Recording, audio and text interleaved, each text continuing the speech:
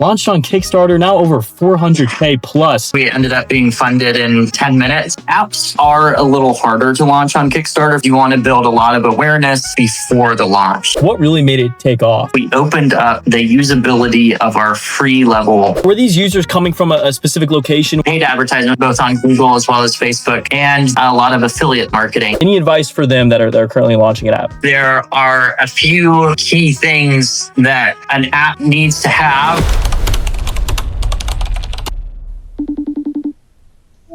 Let me get this straight. So you guys, a farmer and his son, leave behind spreadsheets and hand-drawn planning charts, build an app from their homestead, launched on Kickstarter, now over 400K plus users on this app in 30 different countries around the world. Is this you guys? Yeah, I guess so. You got it. Oh my gosh. So people all around the world are growing food with this system. I mean, most people just plant seeds. You guys build an entire system for automating when, where, and how they do it. So I wanted to FaceTime you guys and just see, how'd y'all pull this off? Well, that's a big question with a long story. Let's start from the beginning there. Let's start. How the idea, what's the backstory? Let's start there. Well, it started with probably coming to the farm. Yeah, my brother had started growing produce and on land that belonged to our dad. Our dad retired and bought a large acreage and invited any of us to come and join him if we wanted to. So he was growing produce my brother was growing produce for market, a CSA in particular. That's where it's community supported agriculture, where someone buys a box, a subscription, and gets a box every week or a couple weeks. To do this, we had to have a pipeline of produce coming ready every week. And to make it a little bit more difficult, we decided to do it in the winter,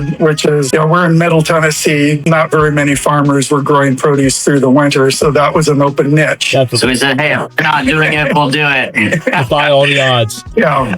But I mean, part of the reason I'm going into this is that the challenge of timing, growing in the winter is much more difficult than the summer because of the timing. The days to maturity become a moving target. As it gets colder and the days get longer, everything slows down. Right. And the challenge of having fresh produce available every single week to go in boxes through the winter, it was a pretty big challenge. But it made us start thinking about the timing issue and that sort of thing. I worked with the family business for many years and then decided I didn't want to do commercial farming myself. So I branched off, started teaching people how to grow their own food. And my dad was a part of that from the very beginning as well. But segueing from the farm to Seedtime, we were experiencing the challenges, the struggles, the pain of trying to figure out what to do and when to do it on the farm. Like we were just talking about the timing of winter growing, but really it's the timing throughout the entire season. Yeah. And especially for a lot of home gardeners, like they don't even know when should I be seeding X, Y, and Z. And it's just a headache to try and figure it all out. A lot of people like the idea of a garden, but they've never done it.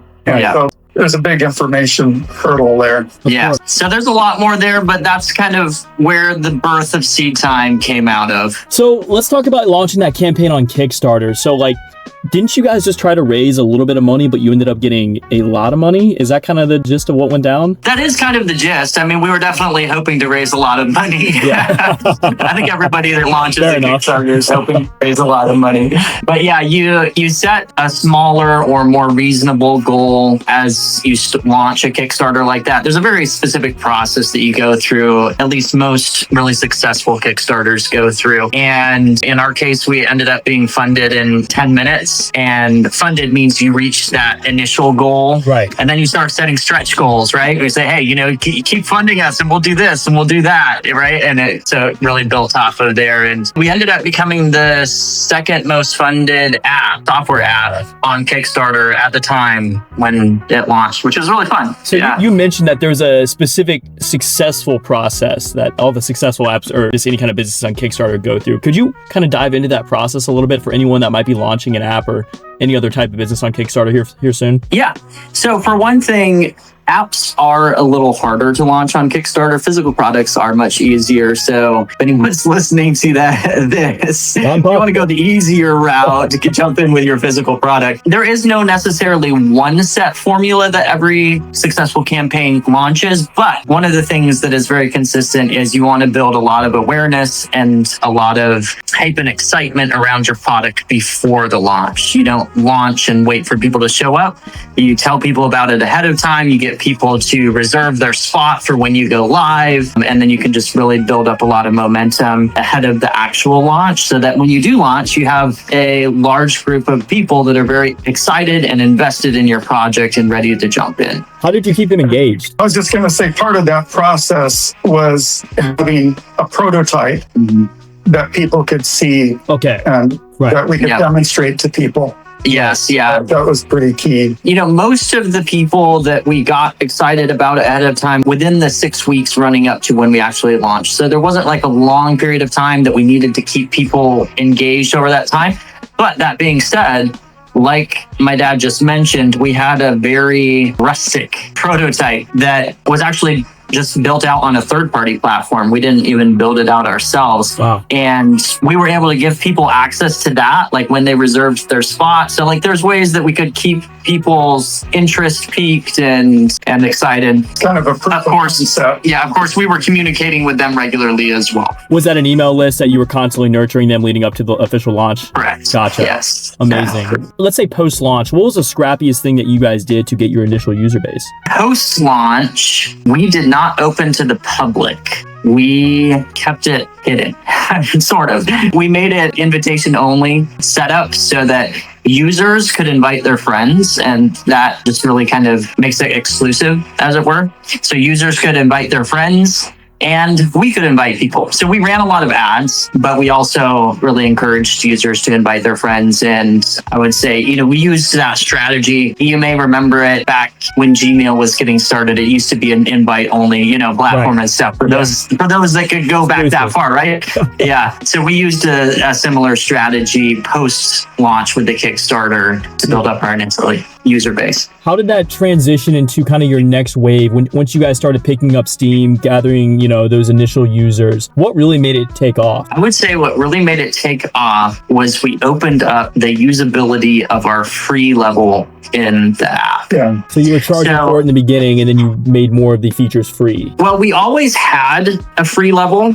And it's kind of one of our core values is we don't want anything standing in the way of anyone from starting to grow their own food. But initially, that free level had some significant limitations that made it fairly unusable, like for someone that just wanted to keep using it at the free level. Mm-hmm. So it was really just kind of like a really cut down trial version. Like, okay, you can plant 7 crops and then you need to upgrade. And, you know, that makes sense, obviously, if you're trying to get people to upgrade. But at the same time, you know, we have an online e-commerce store. We have other stuff that we really want to keep those free users engaged.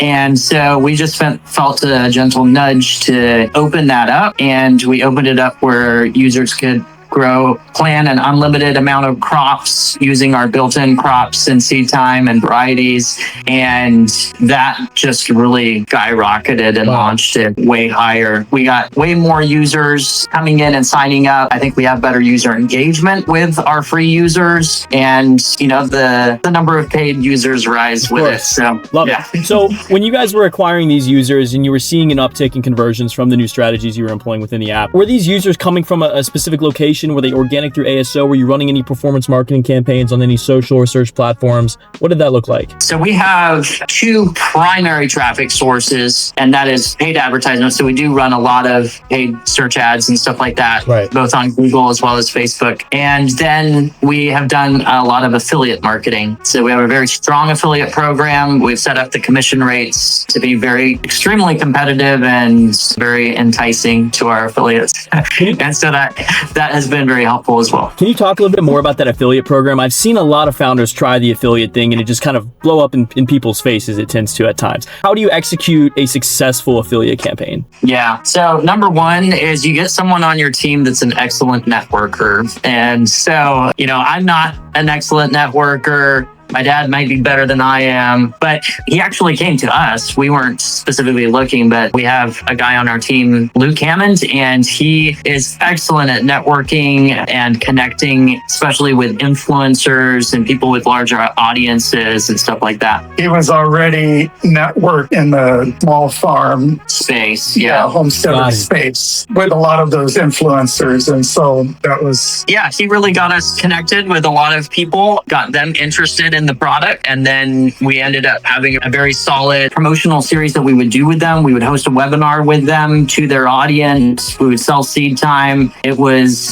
It really hit the market niche. And so it was very successful financially. And once you have a couple of those, it's a lot easier to jump into other people because you can say, hey, we did X, Y, and Z with so-and-so. Here's some of the financial statistics around it. Would you like to do something similar? And, if the finances and the numbers all are really good, then people are more likely to be interested. Was there one instance, maybe it was a seasonal thing, maybe it was one of these affiliate campaigns, maybe it was one of the webinars that you guys did. I know you guys have done some webinars in the past. What has driven the most what's been like the one thing that just worked so well out of nowhere that just kind of like took you guys up a notch? It would really go back to when we opened up the free accounts, like I was saying earlier, because that in and of itself was basically like a campaign. I mean, some people might not think of it that way, but we launched that and it became the center focus of our advertisements. It became the center focus of, our outreach was, jump in with a free account. Our influencer webinar is a little bit different because we pull them in through a webinar and then we'd pitch them on the paid versions of Seedtime. But I would say it would probably go back to that as being the tipping point. What advice would you give to someone that might be weighing doing a Kickstarter campaign or going the VC or angel route or just bootstrapping? Well, we have not gone the VC or angel route, so we don't have a lot of personal experience to speak into that. But we can say that it's very rewarding to bootstrap it and to know that you still own the whole product. There's pros and cons to both ways, and it's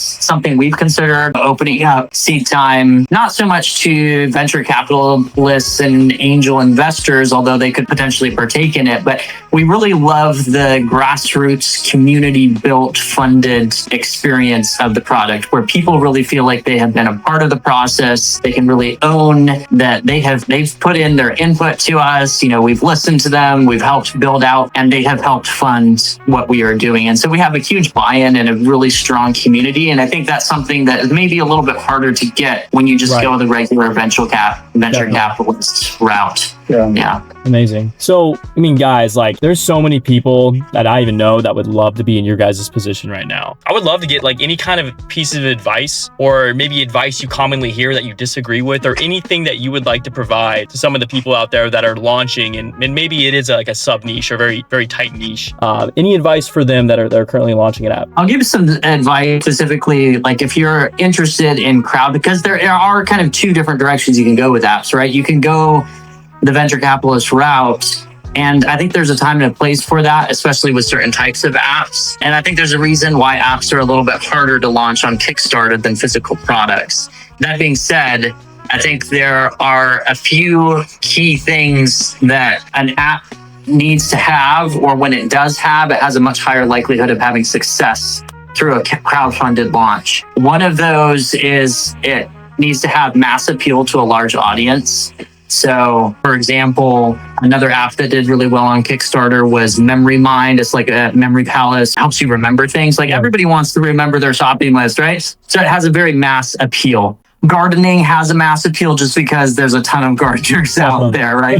So the second thing is if it can be in a space that can easily build a community around it of people excited about it, that makes a huge difference. So changing light bulbs might have a mass audience because everybody needs their light bulbs changed, but there's not that many people that just want to join a community on how to change light bulbs. But if you have something specifically where people identify with and they're like, yeah, I want to be a part of that community and I want to come to events and I want to come to webinars. We have what we call Your Best Garden Ever challenges that we walk people through how to plan their garden. Anything like that, if your app can build a community around it, it's going to have a way higher likelihood of success, especially if you're wanting to get it launched off with a crowdfunding campaign.